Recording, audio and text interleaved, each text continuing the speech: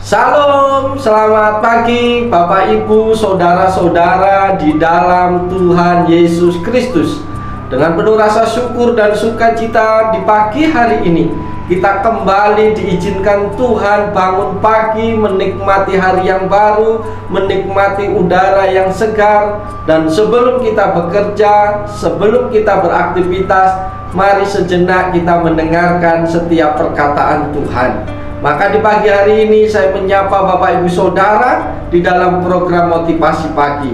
Firman Tuhan akan kita baca, kita renungkan bersama pada pagi hari ini terambil di dalam 1 Petrus 3 ayat yang ke-8 yang berbunyi demikian.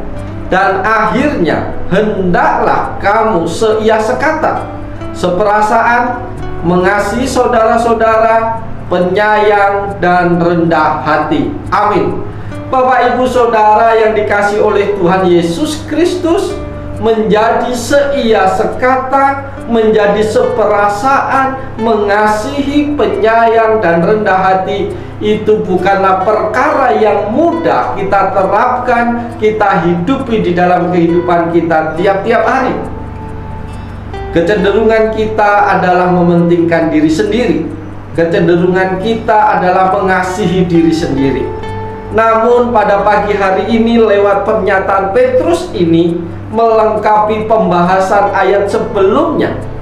Kalau sebelumnya dia menasihati pembacanya tentang bagaimana berhadapan dengan dunia atau masyarakat luar, maka sekarang dia juga memberikan nasihat bagi mereka tentang bagaimana memperlakukan satu dengan yang lainnya di dalam komunitasnya atau di dalam kelompok orang percaya. Menurut Petrus ada beberapa nasihat tentang bagaimana bersikap dengan sesama manusia. Pesan Tuhan pada pagi hari ini adalah sebagai berikut.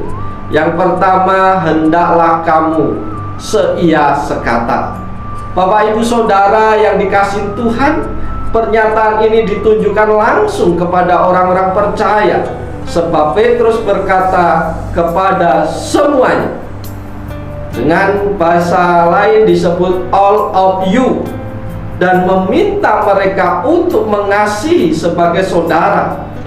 Perkataan seia sekata, terjemahan bahasa Inggris itu lebih indah, yaitu live in harmony atau hidup di dalam harmoni.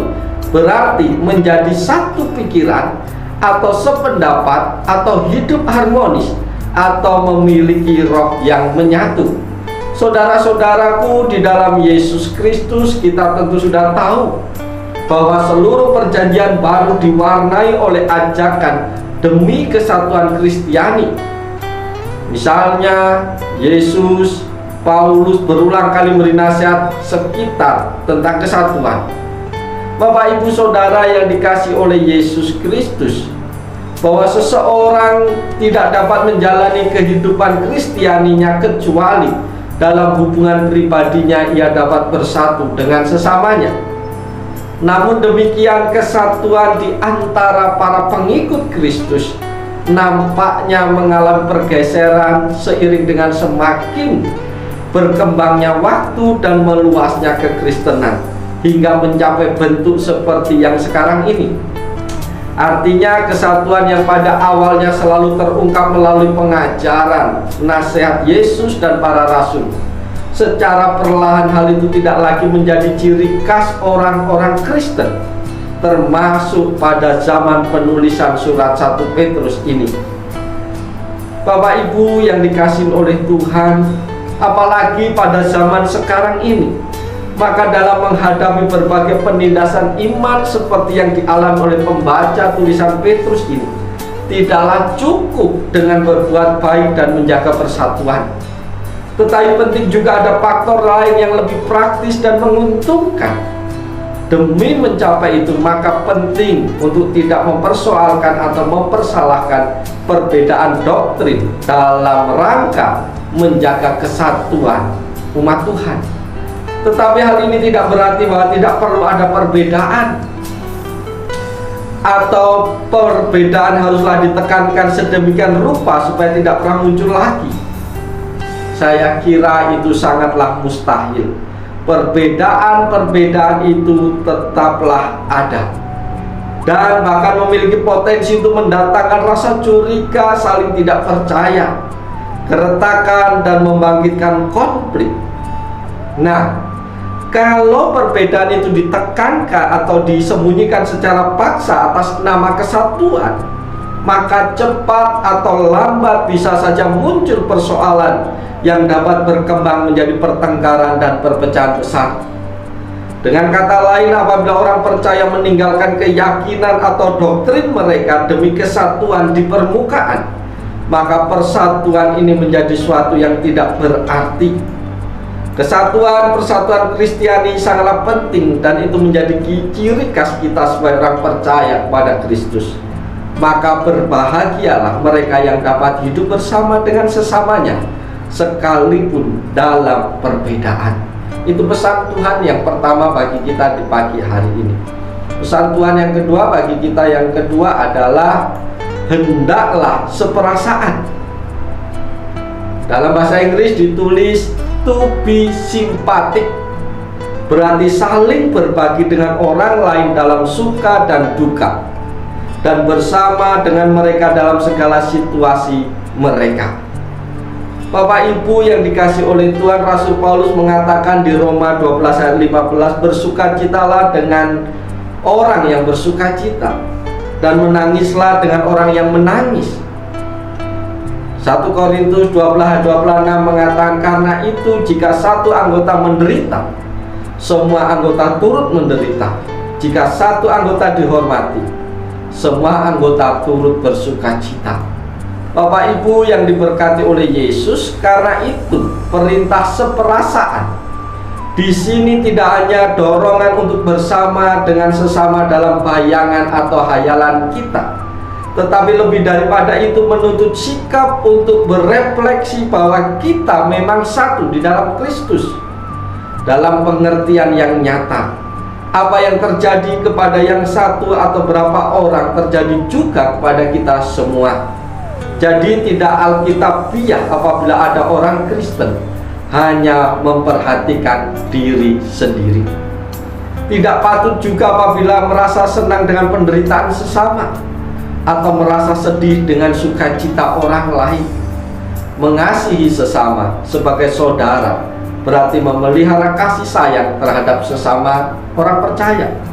Bapak Ibu yang dikasihi Tuhan, orang yang seperasaan dengan sesamanya pasti juga memiliki kasih spesial satu terhadap yang lain.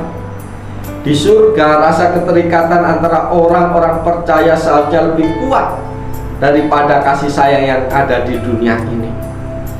Sayang sekali ikatan seperti itu jarang terlihat di gereja dewasa ini. Kalaupun demikian terjadi, maka kita gagal memperlakukan sesama kita sebagai keluarga di dunia. Seharusnya mengasihi saudara-saudara itu menjadi ciri khas dari setiap orang percaya. Yesus sendiri menekankan hal itu dalam Yohanes 13 ayat 35. Dengan demikian semua orang akan tahu bahwa kamu adalah murid-muridku, yaitu jikalau kamu saling mengasihi. 1 Yohanes 3 ayat 14 mengatakan, kita tahu bahwa kita sudah berpindah dari dalam maut ke dalam hidup, yaitu karena kita mengasihi saudara kita. Barang siapa tidak mengasihi, ia tetap tinggal di dalam maut. Bapak Ibu yang diberkati Tuhan, orang yang tidak mengasihi sesamanya sesungguhnya bukan orang Kristen. Sementara itu, penyayang berarti memiliki hati yang lembut terhadap yang lain atau hati yang baik. Itulah penekanan ketiga sebagai ciri khas orang Kristen menurut Rasul Petrus. Bapak Ibu yang dikasihi Tuhan, hal yang ketiga yang menjadi pesan Tuhan bagi kita pagi hari ini adalah hendaklah kamu rendah hati. Bapak Ibu yang diberkati Tuhan, menjadi rendah hati tidak hanya sekedar refleksi karakter Tuhan dalam diri kita, tetapi kebutuhan penting gereja yang berada di bawah penyiksaan. Kerendahan hati tidak berarti selalu penghinaan dan rendah diri. Kerendahan hati ini tetap menghargai kebaikan dan kemampuan seseorang. Kata Yunani kerendahan hati memang menandakan kelemahan, tetapi sesungguhnya kurangnya kerendahan hati juga menandakan kebodohan atau ketidaktahuan. Oleh sebab itu, kerendahan hati sesungguhnya merupakan sesuatu yang dilakukan dalam kesadaran, ketenangan, dan kebebasan. Menjadi rendah hati tidaklah karena dipaksa, juga tidak karena kebetulan. Kristus menyadari bahwa Dia adalah guru dan Tuhan bagi murid-muridnya, tetapi Dia membungkuk untuk melayani mereka, bahkan membasuh kaki mereka. Bapak, Ibu, Saudara yang dikasihi Tuhan, tindakan Yesus inilah yang seharusnya mendorong kita untuk rendah hati. Bahkan sekalipun kita mungkin memiliki beberapa keunggulan dibanding yang lain. Bapak, Ibu yang dikasihi Tuhan, kiranya menjadi perenungan kita juga bahwa di dunia modern dewasa ini selalu berusaha untuk bersaing dan membandingkan diri. Bersaing sehat sangatlah baik, tetapi perlu diwaspadai bahwa pola ini dapat merusak komunitas Kristen.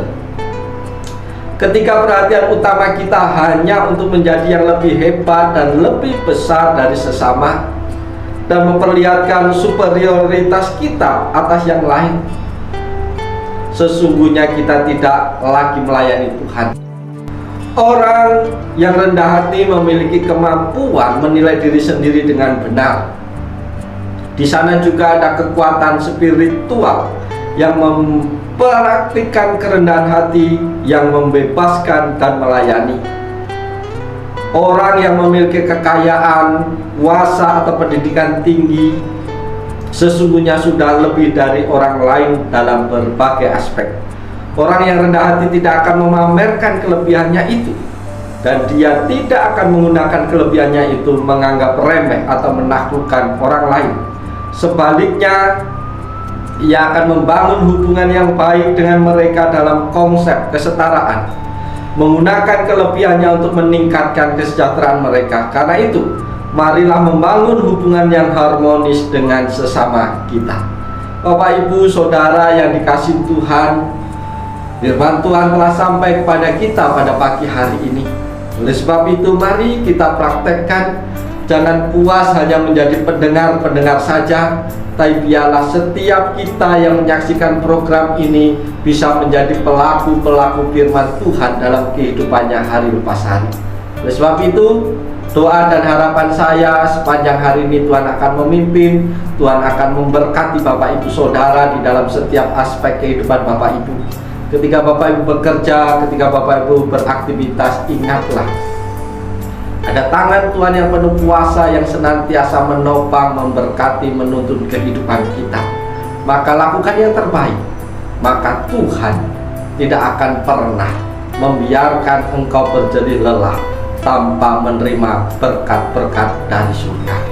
Oleh sebab itu, selamat pagi, selamat beraktivitas. Tuhan Yesus menolong, Tuhan Yesus memberkati kita semua. Biarlah sepanjang hari ini hidup kita diberkati oleh Tuhan.